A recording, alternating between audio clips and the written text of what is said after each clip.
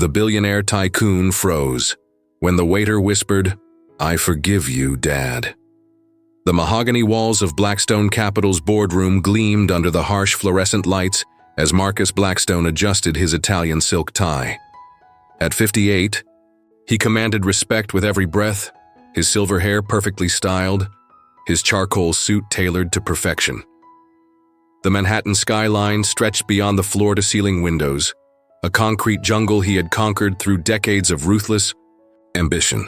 "The Henderson acquisition is complete," announced Sarah Chen, his chief financial officer, her voice cutting through the morning silence. "We've successfully absorbed their assets. 300 employees will be terminated by Friday." Marcus nodded without emotion, numbers on a spreadsheet. That's all they were to him now. He had built his empire on such decisions, swift, calculated, profitable. The pharmaceutical company he had just dismantled would add another $2 billion to his net worth, bringing his fortune to heights that made him one of America's wealthiest men. His phone buzzed.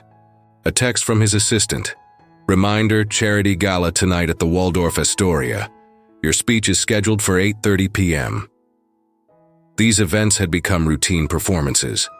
He would stand before New York's elite, write a 7-figure check to some worthy cause, and bask in the applause. It was good for his image, essential for his political connections, and tax-deductible. Win-win-win. The boardroom emptied as executives scattered to execute his orders. Marcus remained seated, staring at his reflection in the polished table. Success had a price, and he had paid it willingly. 2 failed marriages, estranged children who saw him only as a bank account, and a social circle filled with people who smiled at his face and cursed his name behind closed doors. His first wife, Patricia, had left when their son, Michael, was 12. "You love money more than your own family," she had screamed during their final fight. He hadn't denied it then, and he wouldn't deny it now. Money was predictable. Money was loyal. Money didn't abandon you when things got difficult. The second marriage to Isabella lasted 3 years. She was 20 years younger, beautiful, and had expensive tastes that initially amused him. But even unlimited shopping sprees couldn't fill the emotional void he refused to acknowledge. She left with half his assets and a prenup that barely dented his wealth. Marcus rose from his chair and walked to the window. Central Park looked like a green postage stamp from this height. Somewhere in this city, people worried about rent, about medical bills, about their children's future. He had transcended such concerns long ago, but the victory felt increasingly hollow. His reflection stared back from the glass, a man who had everything and nothing simultaneously. Tonight's gala would be another performance in the theater of his life. He would smile, shake hands, and return to his empty penthouse overlooking the city he had conquered, but never truly belonged to. The intercom crackled. "Mr. Blackstone, your car is ready." He straightened his shoulders, the mask of invincibility sliding back into place. Marcus Blackstone, billionaire tycoon, master of the universe. The man who had traded his soul for gold and convinced himself it was a bargain. The Waldorf Astoria's grand ballroom sparkled with crystal chandeliers and the glitter of New York's elite. Women draped in designer gowns mingled with men whose net worth could fund small nations, their laughter echoing off the ornate ceiling. Marcus moved through the crowd like a shark through water, purposeful, predatory, and utterly in his element. "Marcus." "There you are," called Richard Pemberton, a fellow billionaire whose technology empire had made him famous for all the wrong reasons. "I was just telling Senator Morrison about your latest acquisition. Brilliant move, as always." The senator, a weathered man in his 60s with calculating eyes, extended his hand. "Mr. Blackstone, your contribution to my campaign has been invaluable. I trust we can count on your continued support?" Marcus smiled his practiced smile. "Of course, Senator. Good governance is good for business." It was a dance they all knew well. Money flowing upward, influence flowing downward, and the machinery of power grinding forward with ruthless efficiency. He had mastered this game decades ago, turning political connections into competitive advantages that crushed smaller companies beneath his corporate boots. "Ladies and gentlemen," the evening's host announced, "please take your seats for dinner." Marcus found his table at the front of the room, surrounded by familiar faces from his world: oil executives, pharmaceutical CEOs, real estate moguls, the modern aristocracy of America, united by their shared distance from the people whose lives they shaped with boardroom decisions.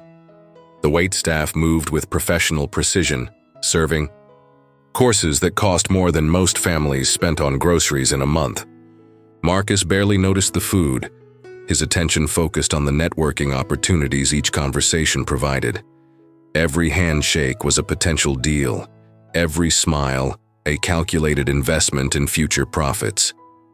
"The poverty statistics in this city are truly heartbreaking," commented Mrs. Vanderbilt, an elderly socialite whose family fortune dated back to the Gilded Age. "These charity events make me feel like we're actually making a difference." Marcus nodded politely, while mentally calculating how much of tonight's donations would actually reach the intended recipients versus administrative costs. Charity had become another industry, as profitable for its organizers as it was beneficial for its donors' public image. As dessert was served, he noticed one of the waiters, a young man, perhaps in his late 20s, with dark hair and tired eyes. Something about him seemed familiar, though Marcus couldn't place where they might have met. The waiter moved efficiently between tables, his face professionally blank. Just another invisible service worker in a room full of people who never truly saw them.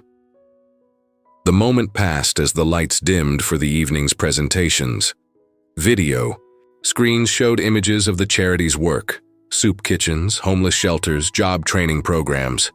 The familiar tug of performative empathy played across the faces around him, genuine concern mixing with the relief of wealth that allowed them to be spectators rather than participants in such struggles. When his turn came to speak, Marcus took the podium with practiced confidence. His speech was polished, heartfelt in its artificiality, and perfectly calculated to generate applause while committing him to nothing more than a tax-deductible donation. "We have a responsibility to those less fortunate," he declared, his voice carrying across the silent ballroom. "Success isn't just about what we achieve for ourselves, but how we lift others up along the way." The irony wasn't lost on him. His empire was built on the bones of smaller companies, the dreams of entrepreneurs who couldn't compete with his resources, the livelihoods of workers deemed redundant by efficiency experts. But the crowd applauded anyway, eager to believe in the mythology of benevolent capitalism. As he returned to his seat, Marcus caught another glimpse of the familiar waiter, who was clearing tables near the back of the room. Their eyes met for just a moment, and something flickered in the young man's expression. Recognition, perhaps, or something deeper and more troubling. The gala had wound down to its inevitable conclusion. Business cards exchanged, deals tentatively discussed, and promises made that would be forgotten by morning. Marcus found himself at the bar, nursing a 25-year-old Scotch while the last guests filtered out into the Manhattan night. The Waldorf's opulent lobby still buzzed with conversations about stock portfolios and vacation homes in the Hamptons. "Another successful evening," commented James Crawford, his longtime attorney and one of the few people Marcus trusted with sensitive matters. "The senator seemed pleased with your support." Marcus swirled the amber liquid in his glass. "Politics is just another market to manipulate, James. Same principles apply. Identify what people want, determine what they'll pay, and extract maximum value from the transaction." It was a philosophy that had served him well. Politicians needed campaign funding. He needed regulatory favors, the poor needed jobs, he needed cheap labor.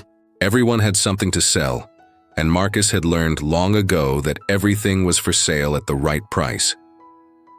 As they prepared to leave, Marcus noticed the same waiter from earlier organizing chairs in the ballroom. The young man worked with quiet efficiency, his movements suggesting familiarity with long hours and demanding customers. Something about his profile continued to nag at Marcus, a half-remembered face from a past he rarely allowed himself to revisit. "I'll meet you at the car," Marcus told James, excusing himself with a vague mention of needing the restroom. Instead, he found himself walking back toward the ballroom, drawn by curiosity he couldn't quite explain. The waiter was alone now, stacking chairs with the methodical precision of someone who had performed this task countless times. Up close, the resemblance was unmistakable. The same dark eyes, the same stubborn jawline, features that Marcus recognized from mirrors and old photographs. "Excuse me," Marcus said, his voice catching slightly. The young man looked up, and in that moment, 23 years collapsed into a single, breathtaking instant. The last time Marcus had seen that face, it belonged to a 5-year-old boy crying in a courthouse hallway while lawyers discussed custody arrangements and financial settlements. "Michael," Marcus whispered. His son, his firstborn, the child he had abandoned in pursuit of his next billion, straightened slowly, his expression unreadable. He wore the black vest and white shirt of the service staff, a name tag reading Mike, pinned to his chest. The boy who should have inherited an empire was clearing tables at a charity gala celebrating his father's generosity. "Hello, Marcus," Michael said quietly, using the formal name that cut deeper than any curse could have. No dad, no acknowledgement of their relationship, just the distant politeness reserved for strangers. Marcus felt something crack inside his chest, a hairline fracture in the armor he had spent decades perfecting. "What are you doing here? Why aren't you?" He stopped, realizing how the question would sound. "Why aren't you living off my money? Why aren't you demanding your inheritance?" "Working," Michael replied simply. "Same as everyone else." The silence stretched between them, filled with 23 years of missed birthdays, unanswered phone calls, and Christmas cards returned to sender. Marcus had convinced himself that cutting off contact was for the best. Clean breaks were easier to manage, less complicated for everyone involved. Now, faced with the man his son had become, that rationalization crumbled like sand. "Your mother never told me you were—" "Mom died 3 years ago," Michael interrupted, his voice steady but his eyes betraying old pain. "Cancer. The insurance didn't cover everything." The words hit Marcus like physical blows. Patricia was dead, and he hadn't known. His son had faced that tragedy alone, probably struggling with medical bills while his father's wealth grew by millions each day. The irony was suffocating. He owned pharmaceutical companies, had investments in insurance conglomerates, and could have saved her with a phone call. "I didn't know," Marcus said helplessly. "If I had, would it have mattered?" Michael asked, not unkindly but with the weariness of someone who had stopped hoping long ago. "You made your choice when I was 5. We learned to live with it." Marcus wanted to argue, to explain that building his empire required sacrifice, that he had been protecting them from the ugliness of his business world. But standing there in his $1,000 suit while his son cleaned up after his charity gala, the excuses tasted like ash in his mouth. The sleek black Bentley sat idling outside the Waldorf Astoria, its driver checking his watch as Marcus emerged into the cool Manhattan night. James Crawford waited by the car, reviewing documents on his tablet, the glow of the screen reflecting off his wire-rimmed glasses. The city hummed around them, taxis honking, late-night pedestrians hurrying past, the eternal rhythm of a metropolis that never slept. "Everything all right?" James asked, noting Marcus's unusually pale complexion. "You look like you've seen a ghost." Marcus paused at the car door, his hand resting on the chrome handle. In a way, he had. The ghost of the father he might have been, haunting the empty corridors of his success. "Drive around for a while," he told the driver. "I need to think." As the Bentley pulled into traffic, Marcus stared out at the glittering towers of his conquered city. Each building held memories of deals made and competitors crushed, a monument to his relentless ambition. But tonight they felt more like tombstones marking the death of relationships he had sacrificed on the altar of wealth. "Sir?" James ventured carefully. "The Henderson acquisition paperwork needs your signature tonight if we're going to meet the morning deadline." Marcus waved dismissively. "Later." The 300 jobs he was eliminating suddenly had faces, families who would wake up Monday morning to find their world upended by his signature on a document. When had he stopped seeing them as people and started viewing them merely as operational expenses to be minimized? His phone buzzed with the usual cascade of notifications, market updates, meeting requests, investment opportunities that would make him richer than he already was. The machinery of his empire demanded constant attention, consuming every waking moment with its insatiable appetite for growth. He had fed it his marriage, his relationship with his children, his capacity for genuine human connection. "Pull over here," Marcus instructed as they approached Central Park. He needed air, space to process the earthquake that meeting Michael had triggered in his carefully constructed world. The park at night was a different creature from its daytime persona. Joggers followed illuminated paths, couples walked hand in hand, and homeless individuals sought shelter on benches that cost more than most people's monthly salary. Marcus found an empty bench overlooking the reservoir, the city lights, reflecting on the dark water like fallen stars. James sat beside him, understanding that his role had shifted from attorney to confidant. They had worked together for 15 years, building the legal framework that protected Marcus's empire from regulators, competitors, and the collateral damage of his business practices. "I saw my son tonight," Marcus said finally, his voice barely above a whisper. James straightened, immediately alert. "Michael, I thought you hadn't spoken to him since I decided he was better off without me," Marcus finished bitterly. "He was clearing tables at the gala, working as a waiter while I gave speeches about lifting people up." The irony was devastating. His son, heir to a multi-billion-dollar fortune, was earning minimum wage plus tips, while his father accumulated wealth faster than he could spend it. Marcus had always told himself that cutting contact was protection, that keeping Michael away from his ruthless business world was an act of love. Now he realized it had been cowardice disguised as nobility. "His mother died 3 years ago," Marcus continued, each word feeling like broken glass. "Cancer. I didn't even know." James absorbed this information with the professional discretion that had made him invaluable. "What do you want to do?" It was the question that had built Marcus's empire. What do you want and how do you get it? But for the first time in decades, he didn't have an immediate answer. You couldn't acquire a relationship like a company, couldn't leverage your way into someone's heart, couldn't buy forgiveness with the same currency that purchased everything else in his world. "I destroyed my family for this," Marcus gestured toward the glittering Manhattan skyline. "I convinced myself that success justified any sacrifice, that providing financially was the same as being present. I turned my children into strangers and my wives into enemies. All for what? More zeros in a bank account I'll never spend?" The night air carried the sounds of the city, sirens in the distance, the rumble of traffic, the whispered conversations of couples walking past their bench. It was the soundtrack of millions of lives being lived, relationships being built and nurtured, connections that existed beyond the cold calculus of profit and loss. "It's not too late," James said gently. "You're not dead yet." But Marcus wondered if that was true. The man who had driven away his family in pursuit of wealth, was there anything left of him worth salvaging?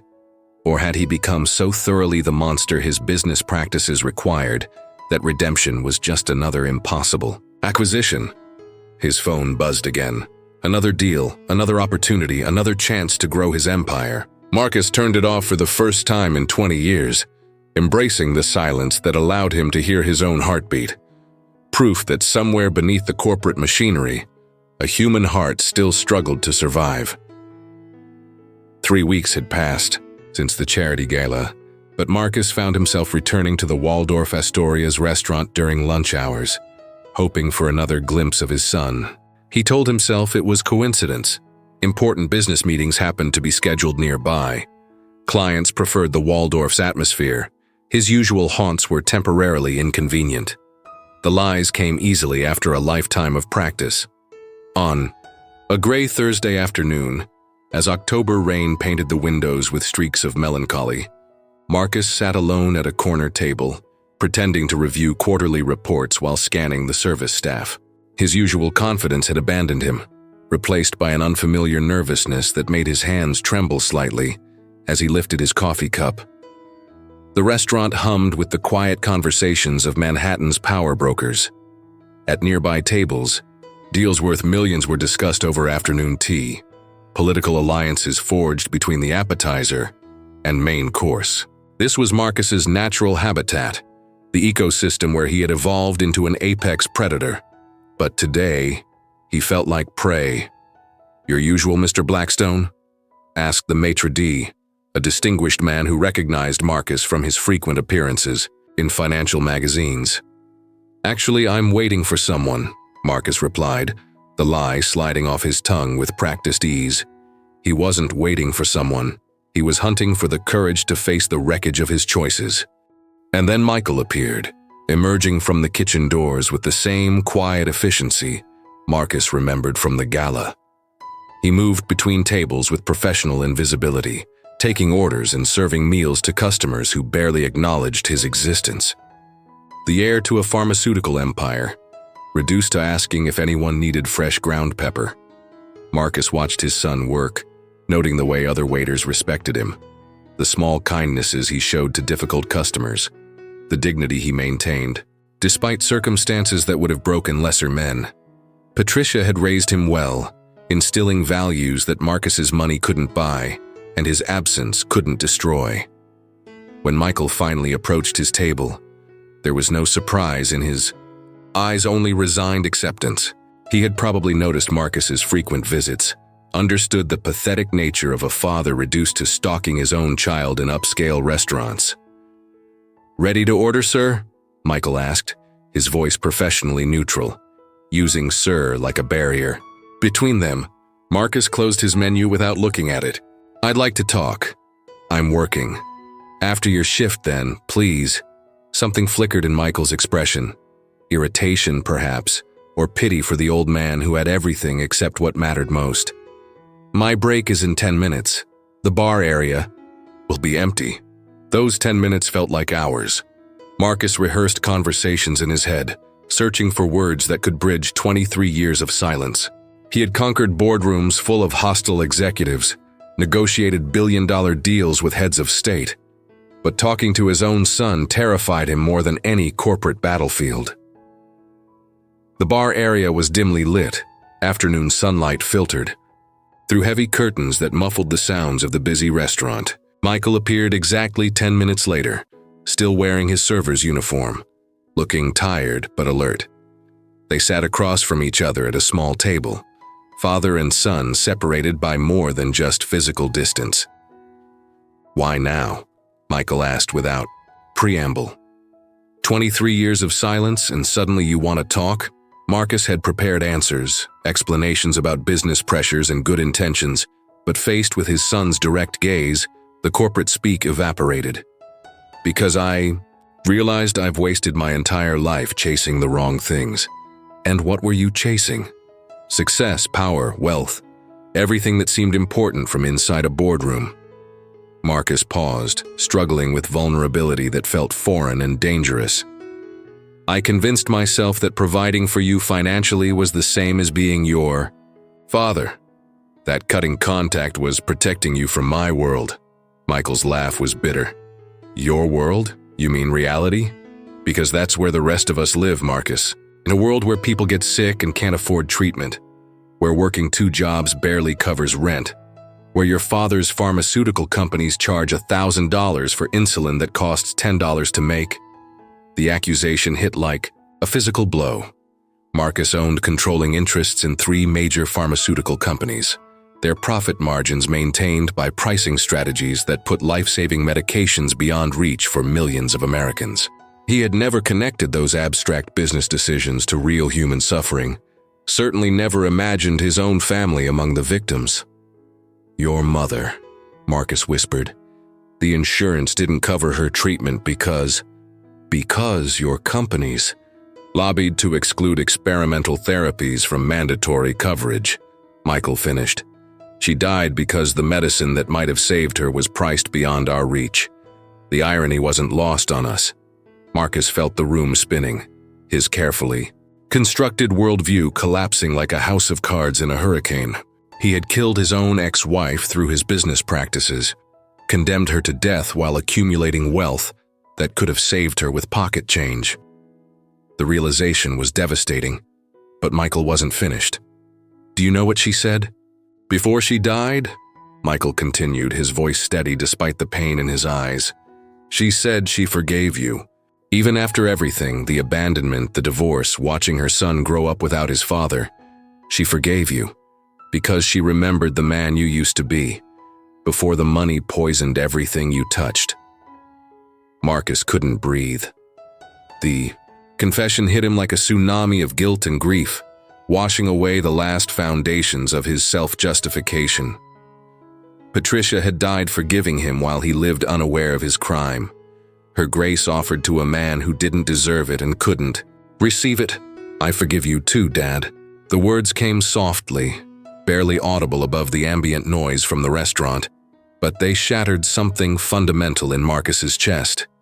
He looked up to see tears in his son's eyes, not anger or hatred, but the kind of profound sadness that comes from loving someone who has caused immeasurable pain. "You don't understand," Marcus choked out. "I killed her, my companies, my policies. I know exactly what you did," Michael said firmly. "And I forgive you anyway. Not because you deserve it, but because carrying that hatred was destroying me too. Mom taught me that forgiveness isn't about the person who wronged you. It's about freeing yourself from the poison of anger." Marcus began to cry then, tears he hadn't shed since childhood flowing freely in the dim bar of an upscale Manhattan restaurant. Decades of suppressed emotion poured out. Grief for Patricia, shame for his choices, terror at the emptiness his success had created. The billionaire tycoon who commanded respect from world leaders broke down completely, sobbing like the lost child he had always been beneath the corporate armor. Michael reached across the table and took his father's hand, the simple human contact, bridging years of separation. In that moment, Marcus understood that his son had become the man he himself had never managed to be. Strong enough to forgive, wise enough to choose love over vengeance, human enough to offer grace to someone who had forfeited any claim to it. "What happens now?" Marcus asked when he could finally speak. "Now you decide who you want to be for whatever time you have left," Michael replied. "The pharmaceutical king who prices insulin beyond reach, or the father who remembers what matters. You can't undo the past, but you can choose what comes next." Outside, the October rain continued to fall, washing the city clean for another day of second chances. Marcus Blackstone, billionaire tycoon, sat holding his son's hand, and finally understood the difference between being rich and being wealthy. He had spent his entire life accumulating the wrong currency, but perhaps it wasn't too late to invest in what actually mattered. The empire he had built would continue, but the man at its head had been fundamentally changed by 3 simple words. "I forgive you, Dad." They carried more power than any merger, more value than any acquisition, more hope than any portfolio. They were the beginning of the only redemption that mattered, the kind that couldn't be bought, only received as an unearned gift from those we have hurt the most. Marcus squeezed his son's hand and began the long journey home.